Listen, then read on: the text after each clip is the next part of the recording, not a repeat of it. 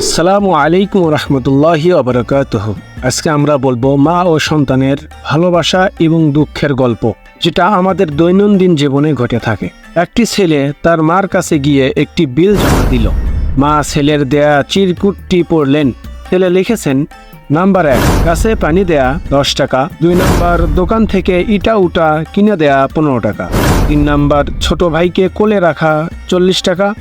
4 number, ডাস্টবিনে ময়লা ফেলানো 20 টাকা। 5 নাম্বার, পরীক্ষায় ভালো রেজাল্ট করা 50 টাকা। 6 নাম্বার, মশারি টাঙানো 5 টাকা। মোট 140 টাকা। মা বিলটা পড়ে মুচকি হাসলেন। তারপর তার 8 বছরের ছেলের মুখের দিকে খানিকক্ষণ তাকিয়ে রইলেন। মায়ের চোখে পানি চলে আসলো। তিনি এক টুকরো কাগজ নিয়ে লিখতে লাগলেন, 1 নাম্বার, তোমাকে 10 মাস পেটে ধারণ করা বিনা পয়সায়। 2 নাম্বার, তোমাকে দুধ পান করানো বিনা পয়সায়। 3 নাম্বার, তোমার জন্য রাতের পর রাত জেগে থাকা বিনা পয়সায়।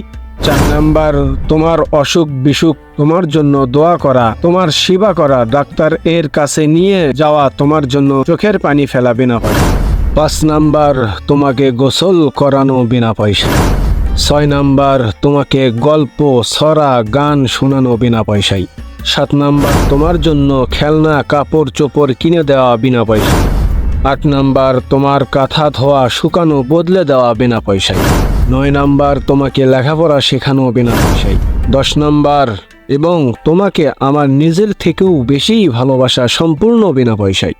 অতঃপর সন্তান তার মার হাত থেকে বিলটা নিয়ে নিচে ছোট্ট করে লিখে দিল, এই বিল জীবন দিয়েও পরিশোধ করা সম্ভব নয়। এই গল্পটির দ্বারা আমাদের উপদেশ হলো, আমাদের মা বাবা আমাদের জন্য ছোট্টবেলায় যে কষ্ট করেছে তার বিল পরিশোধ করা তো দূরের কথা, মায়ের 1 ফোঁটা দুধের দাম নবীজি বলেছেন, তুমি তোমার শরীরের চামড়া কেটে যদি মা বাবার পায়ের জুতা বেনে দাও তাহলেও 1 ফোঁটা ঋণের দাম শোধ হবে না। অতএব আমরা সদা সর্বদা মা বাবার খেদমত করব, মা বাবার সঠিক কথা মতো চলব।